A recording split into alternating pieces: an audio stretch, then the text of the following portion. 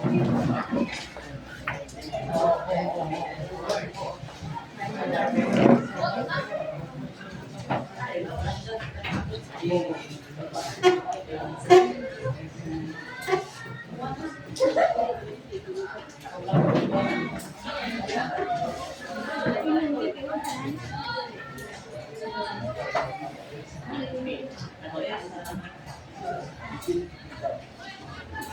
morning, students.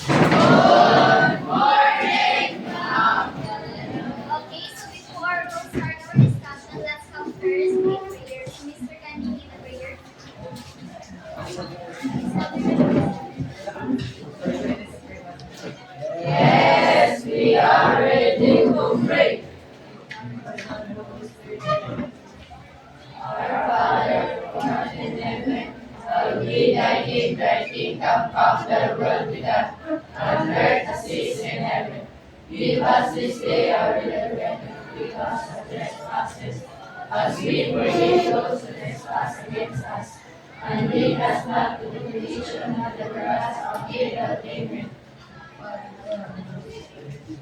Okay, so once again, good morning, everyone. Okay, so before you take your seats, kindly arrange your chairs and pick up the pieces of scratches devices. Okay, you may all be seated. Okay, so I hope everyone's feeling great today. How are you all? Are you feeling good or what? Okay, so that's good to hear. So, um, for those who are still a bit sleepy, don't worry because we'll wake your brains up in a fun way. Okay? Okay? Okay. Okay. So, but before anything else, let's have first the attendance. So, is anyone absent today? Please. Class secretary. Please take note of the absences. And just hand it to me later. Okay? Okay. So, later on, as we start our discussion, I would like to present our class rules. So first, this is the acronym NEL. This is the acronym NEL, derived from my name, Janelle. So first letter we have N. Nurture respect for everyone at all times.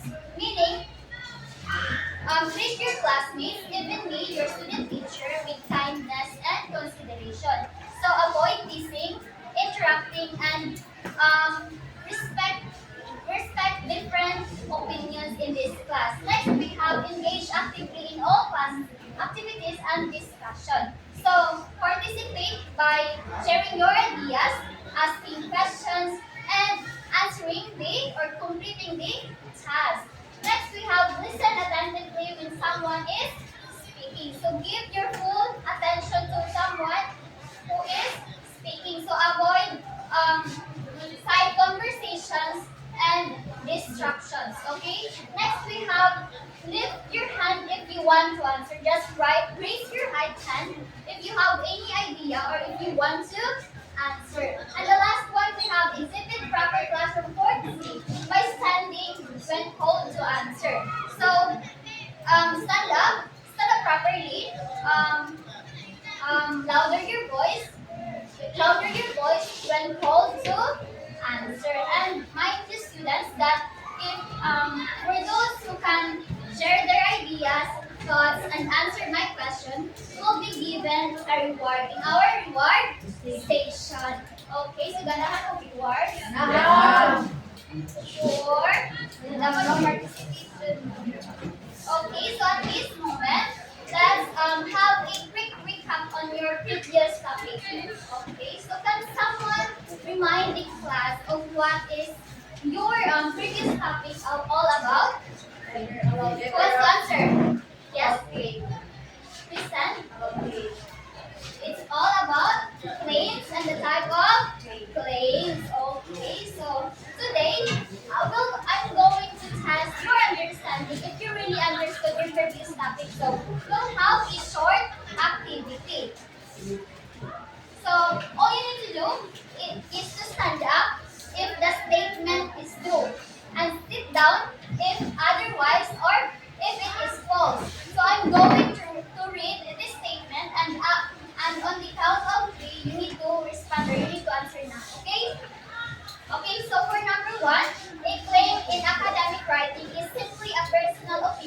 does not need evidence. 1, 2, 3. False? Yeah. 1, 2, 3. Okay, so false man. This is? False. No, this is false. So, for number 2, a claim of fact argues whether something is true or whether an event happened. 1, 2, 3. That's right. It is true. For number 3, a claim of value argues that a specific action should be taken to solve a problem. 1, 2, 3.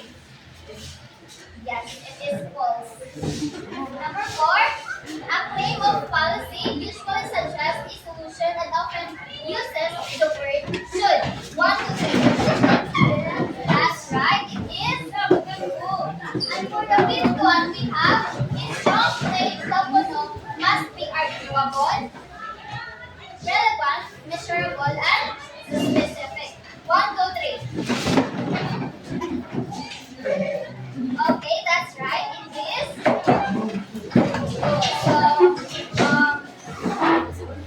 You already gonna know the lesson you know. So give yourself a round of applause. Okay, so this time, I want you to look at this picture, and analyze it. Kung sa Tagalog pa, pag-aralan nyo ang imahe na to.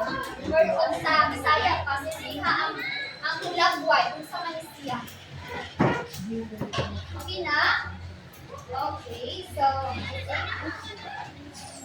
I have here some questions. So which one is clearer? Clearer means is clear in context. Clear in content. So, clear siya sa iyahang text. And just disregard the visual sa kaning mga tao ayon hindi disregard sa pagkanang choose as a clear. Ang inyong i-focus is the content kani siya o ang kaning naa sa text. And then which one helps you understand the message better and why? Meaning asa duha ka picture daw kuno asa ang mas easy to understand or sayon sabton o asa ang not confusing or dili siya libog. And which one daw kuno has a structure? Anyone? Anyone from the class wants to answer?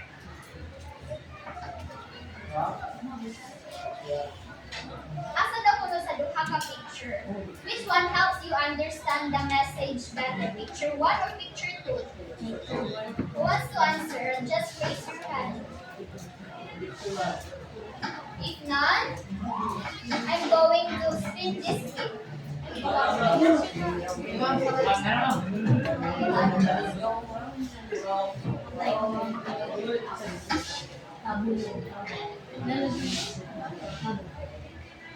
Oh, here is Tabador.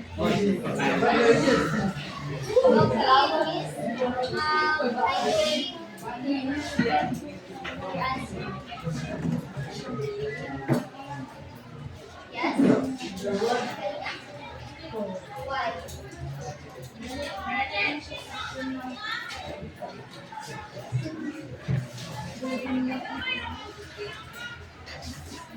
Another one. Who wants to help? Who has any idea? From the boys, Mr.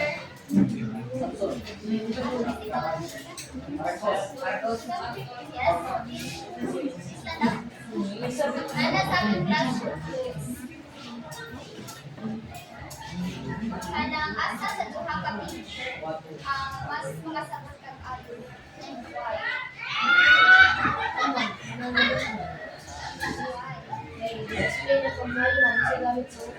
That's correct. Is it correct? Yes. Okay, the second picture is correct. Why? Because it directly explains the importance of drinking water and clearly states its benefits. So the first picture may not be the answer because it is not direct and it is not detailed. So, dili siya direct, kung dili ko siya detailed kaayo ang first picture. Anday sa second picture na detailed kaayo. And though the first picture, though the first picture mentioned the topic, so, can you guess kung sa nga topic diri ang iyang i-mention? It's all about water. Though nagkanang state siyang topic diri pero wala niya explain kung pamaayo man ang importante na mo inumog tubig. Okay, so from the pictures I've presented, what do you think is our topic for today? Water? Is water related to English? I mean, more science ba na? Another one. From the class. Okay, so has an kanang idea. Another idea. Okay, gawin.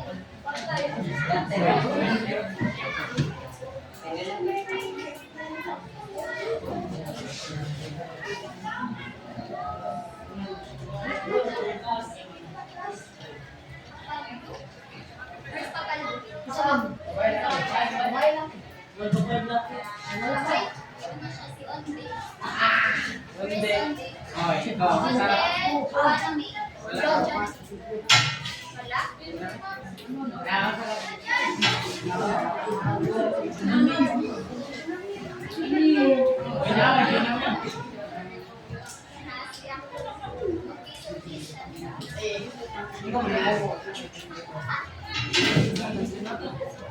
Okay, so what do you think is our topic for today?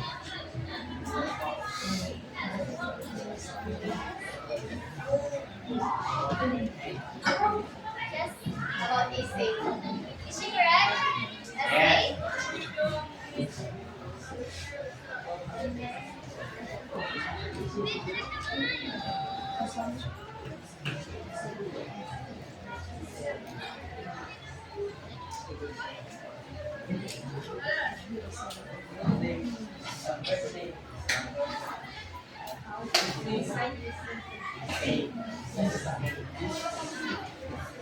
It's all about essay. So, okay, so here's our learning objectives. At the end of the lesson, students will be able to read.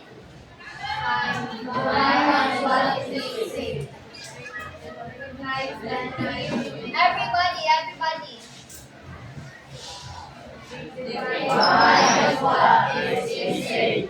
Recognize the three main parts of an essay in a given statement. Identify the parts of an essay in a given sample text. Okay, so what is essay? Please read, everybody.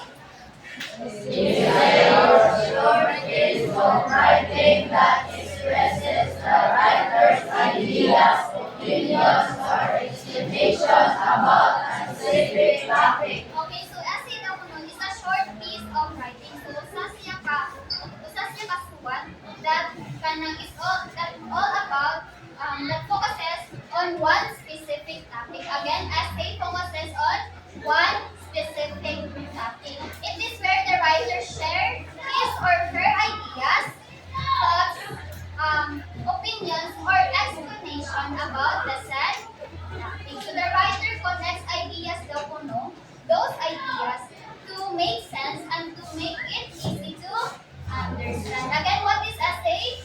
Writer's idea. It is the writer's ideas, opinions, or explanation about this topic. So, essay focuses on one specific topic. So, usarap yun siya. Dili siya pilibuhan. Okay, maglibot.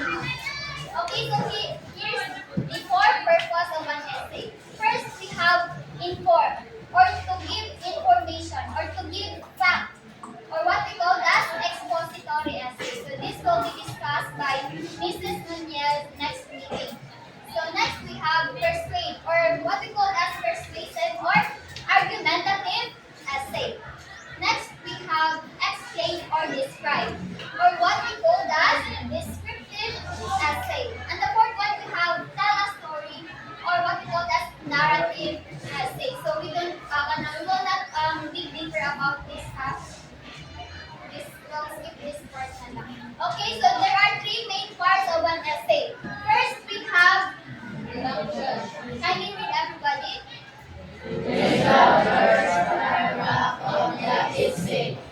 Its purpose is to introduce the topic and capture the reader's attention. Okay, so in introduction, it is the first paragraph. Again, first paragraph of an essay. So from the word itself, introduction. So introduce. Diri mo i-introduce imuhang topic. And also, to capture the reader's attention. Okay, so here's an example. So guys, can you guess kung saan nga topic ang i-show? All about? Again? It's all about? Reading the puno is important habit that helps students grow and learn.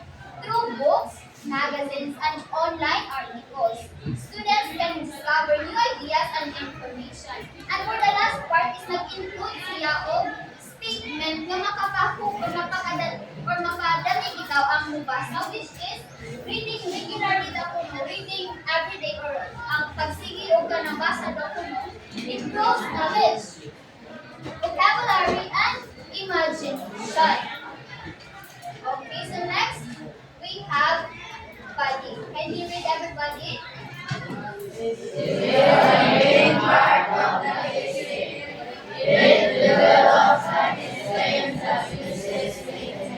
Okay, body is the main and the longest part of an essay. Again, body is the main and the longest part of an essay. Why? Because the body is where the writer explains, develops, and supports the main idea of the essay. So, di ba sa introduction is iya pa mang gi-introduce sa topic.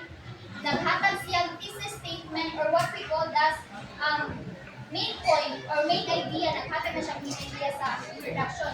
So sa body part is iyahan ng gitagsa-tagsa o explain, gi-expound the Biblia o pamaaro. Nasabtan ka?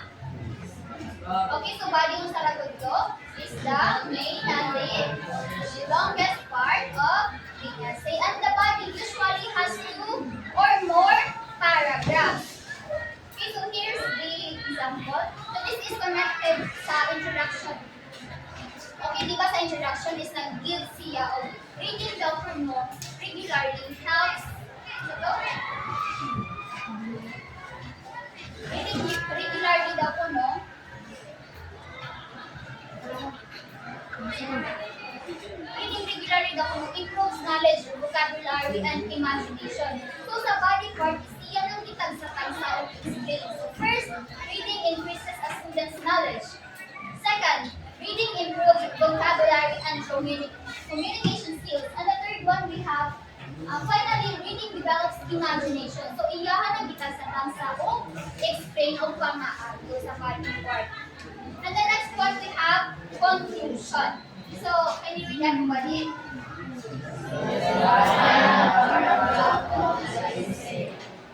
It wraps up the discussion and leaves a lasting impression.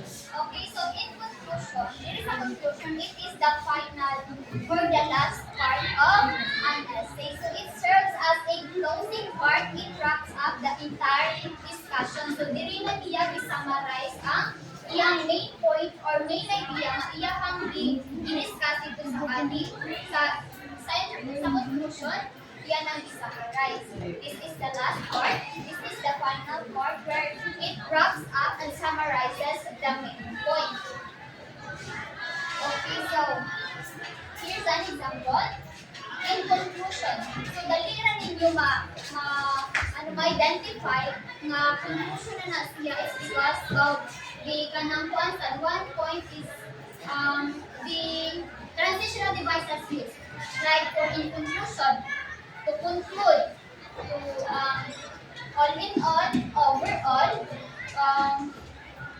all together, to sum up, muna some of the example of mga transitional devices na gamiton para sa conclusion na part.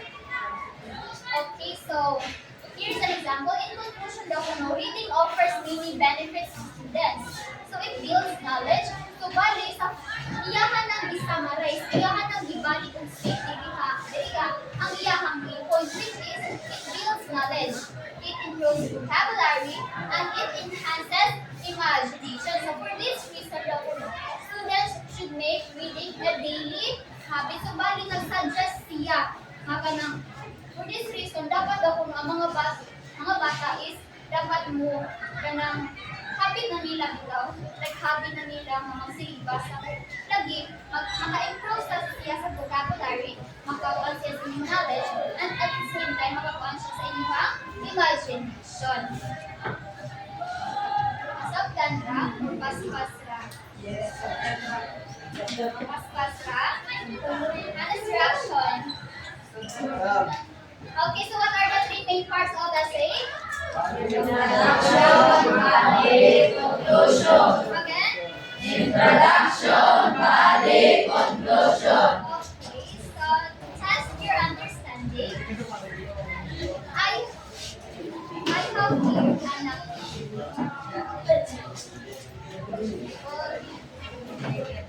already. Anak.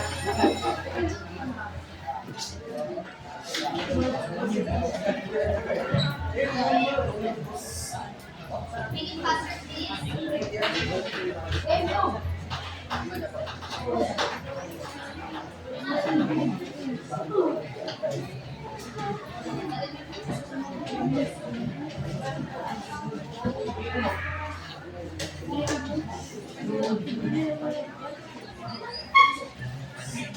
Listen. Okay, so for activity 1, nakatawad na. Make it faster, please.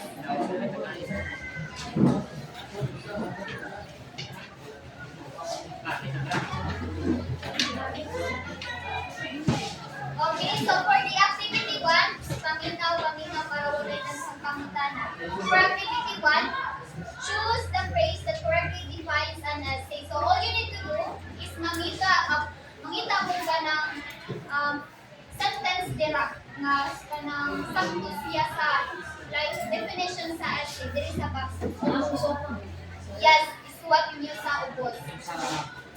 Yes, exactly. Choose the phrase that correctly defines an essay. For activity 2, unscramble the given words and match them with the correct definition. So, all you need to do is to scramble first. Dili ninyo maansiran ang mga question diriya sa ubos kung dili ninyo ansiran mo sa ang scrambled words. I mean, i-change dapat ninyo ng kanang i-insakto kaya nagkabali-bali na siya.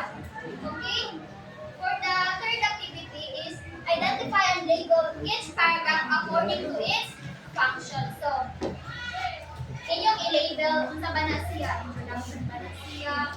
Body ba na siya? Or conclusion ba na siya? Pasabot na?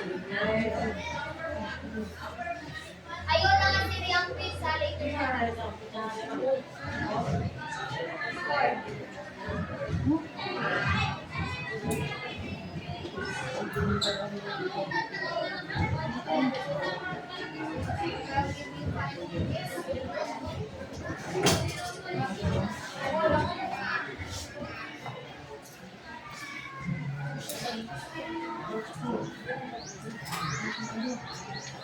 I think dili na mo need ko video kay sabdan na kayo ang tawag.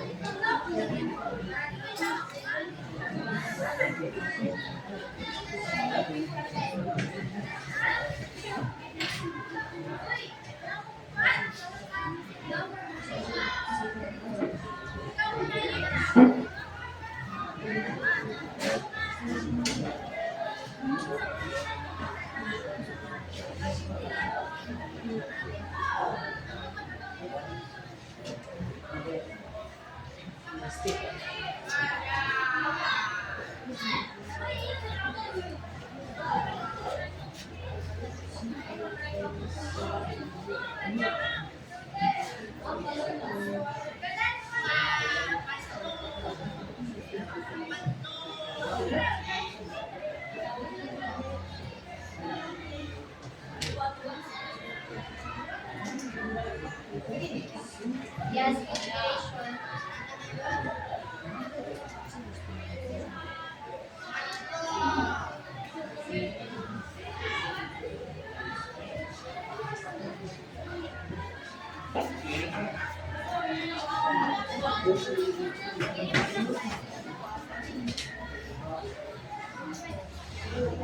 Are you done? Activity 3, label. I-label na nimo. Imong tanawan ng number 1. Unsa man na siya? Anong three main parts of essay? There are three main parts of essay. Yes, na sa luyo na ay nakapagdang answer. Alam niyo yung butang answer. For activity 3.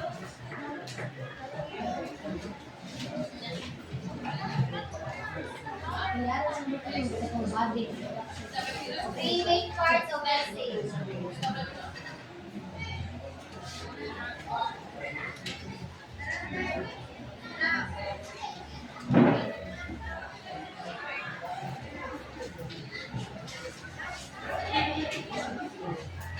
Are you done?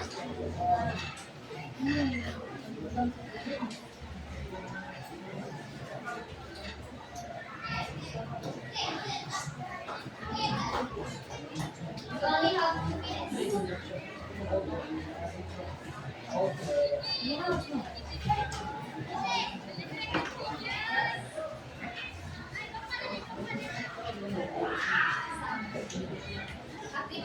Activity 3 lagi. Inyo na siyang i-label. Inyo na siyang tanaw na number 1. Unsa man na siya? Katong 3 parts of essay. Unsa man na siya? Introduction ba na siya? Body ba na siya? Conclusion ba na siya? Should the be now?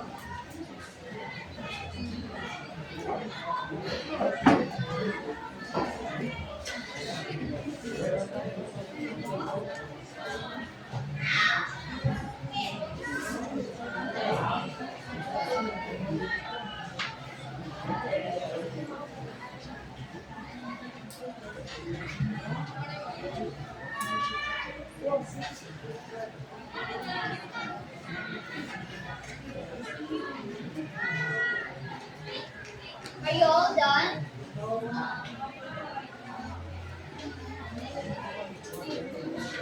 Okay na tayo. Ito na na-erasure mo?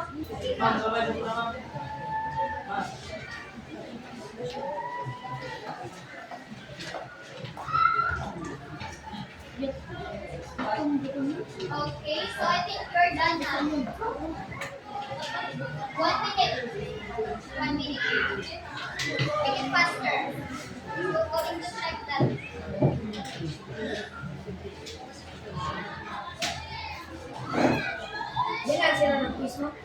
Dede ang sera ng quiz. Kaya unya na na ang quiz. Ati maminaw.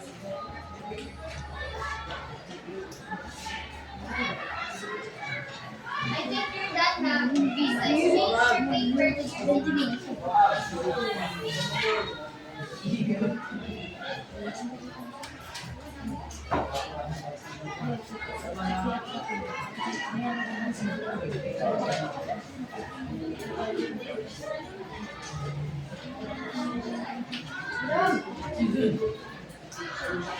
Okay, so raise your hands. Wala man ako managasir.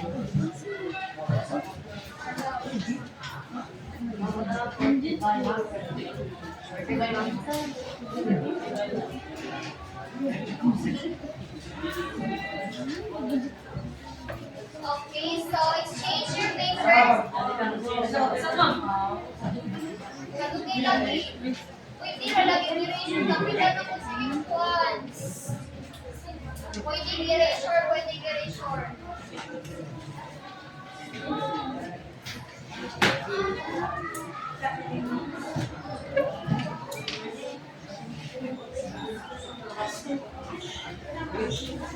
Okay, so exchange your paper. Exchange your paper to your seatmate. Right, corrected, guys. Finish, right, finish. Yan, 5 minutes na po ha.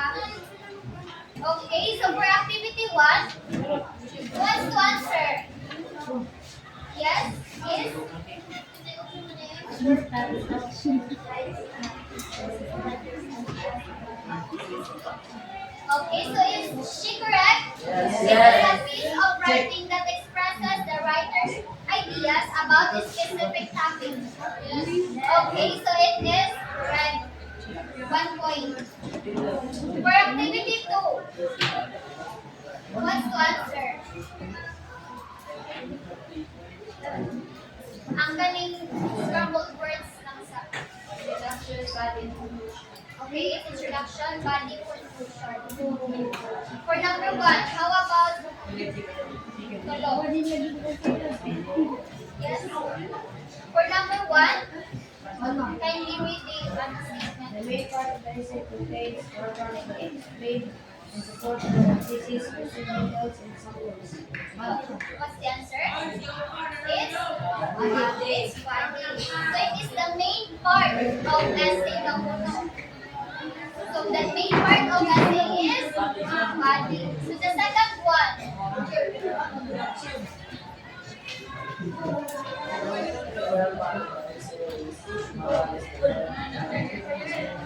Main point.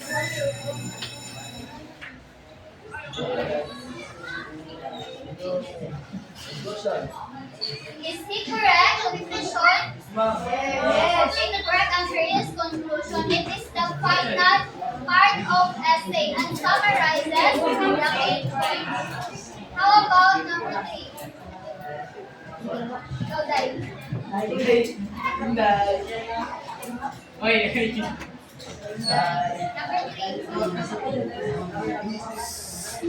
Louder your voice.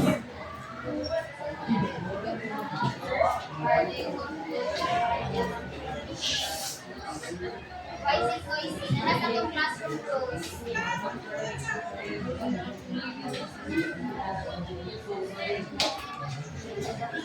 What's the answer? It's introduction. It is the first part of essay. What is the first part of essay? Introduction. It's introduction. So for activity 3, number 1. Another hand ito.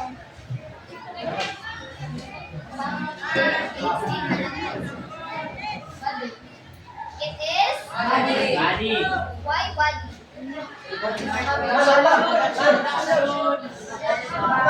Conclusion na. Okay. May stand up. Anong introduction man?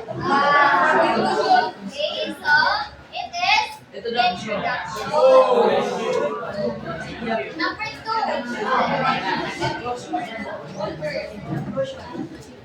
Why conclusion?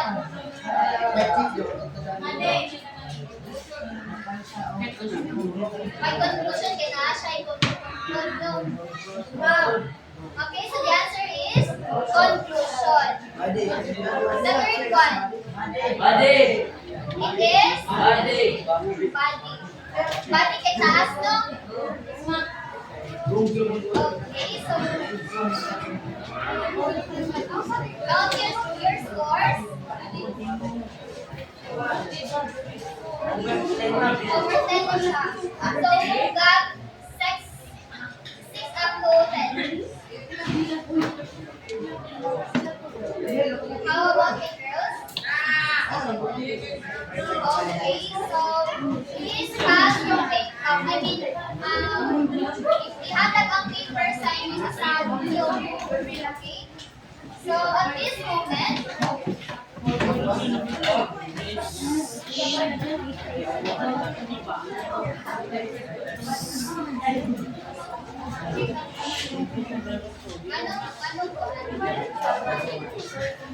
okay, so at this moment, before we proceed to our quiz, let's have first a recap. Okay, so stay true if the statement is correct and false if it is false.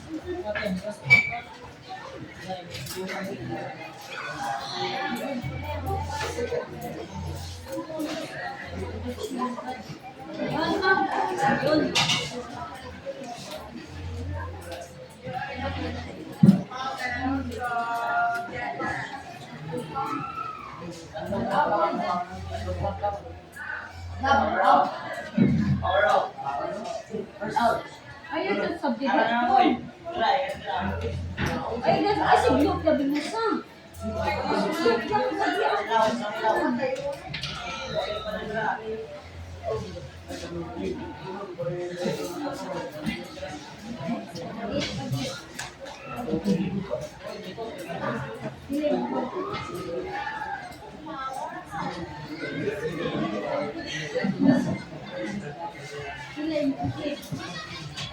Okay, so all you need to do is to say true if the statement is correct and false if it is incorrect. So I'll be reading the first statement.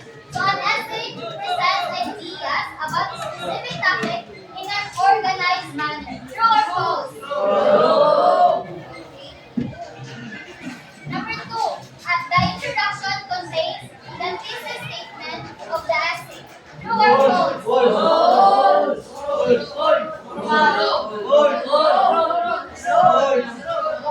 It is true.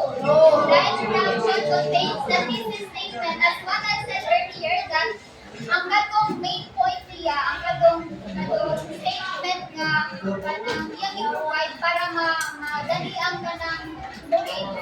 Ang pangalan nato is thesis statement or main point. It is true. Number three, who wants to answer? Another hand from the back. Over. Please stand. Please stand.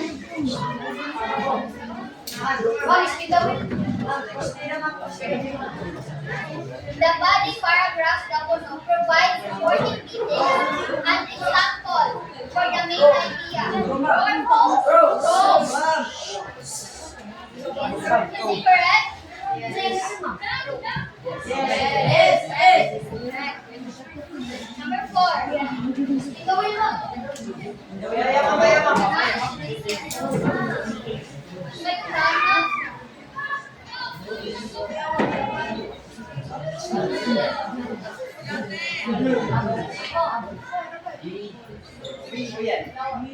Wala na siya sumunod. It's either pandak or pink. Pandak or pakal. Pandak ano? Wala.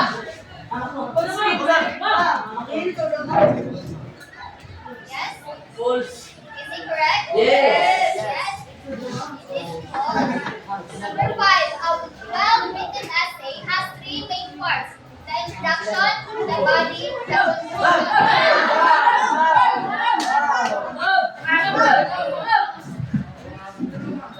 Is it correct? Yes. Yes, it is.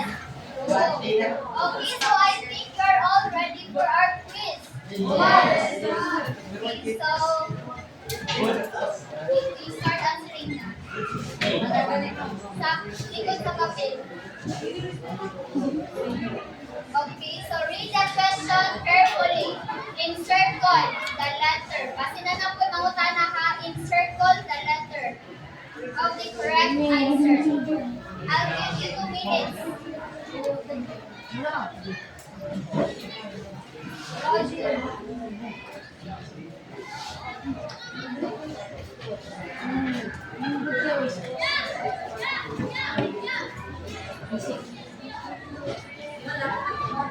Are you all done? Yes.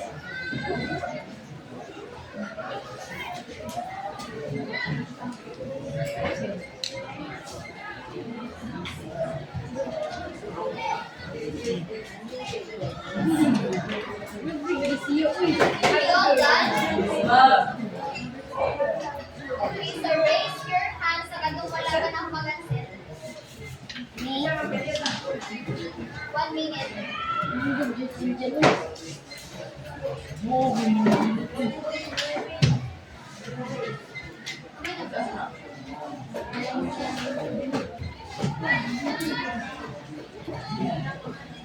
Okay, so exchange your paper to your seatmate. 1, 2, 3. Okay, so who wants to answer number 1?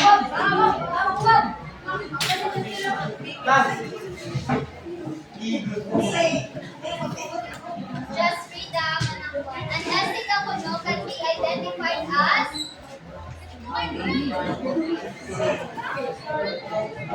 okay, so who answered letter A? The answer is letter A. For number two,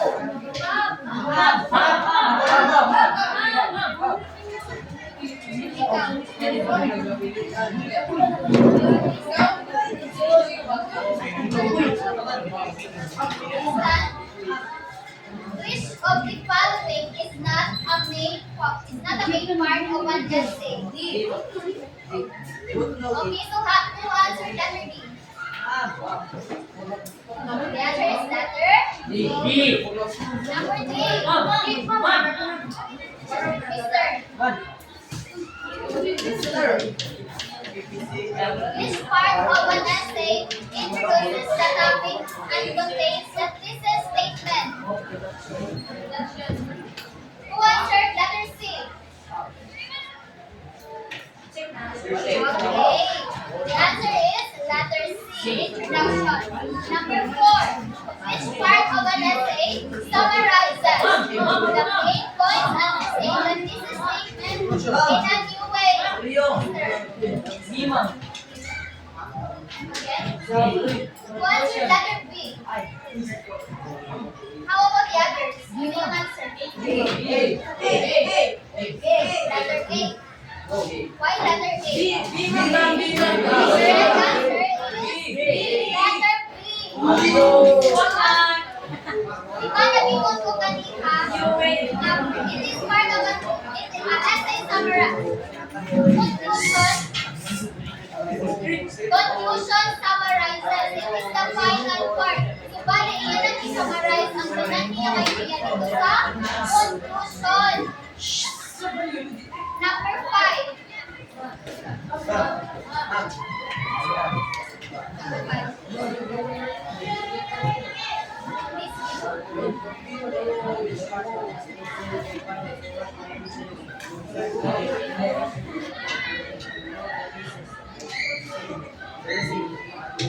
Who answered letter C?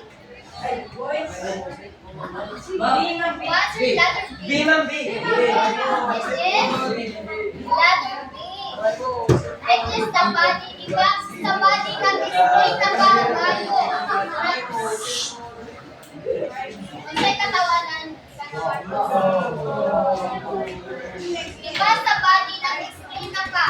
Naghatag na ka example. So it is body. Okay, count your scores. Got 3 above. 3 above. 3, 4, 5 na score pa 3 above. Okay, so pass your paper in front.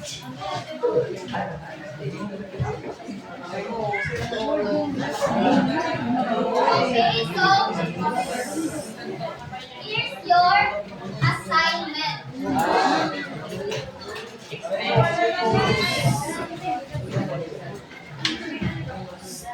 Here's your assignment. Research in advance about what is expository essay. Write it on one sheet of paper. Again, 1/2 sheet of paper. 1/2 sheet of paper. Una yung assignment. Okay, ma'am. Okay, I think that's all. Ma'am.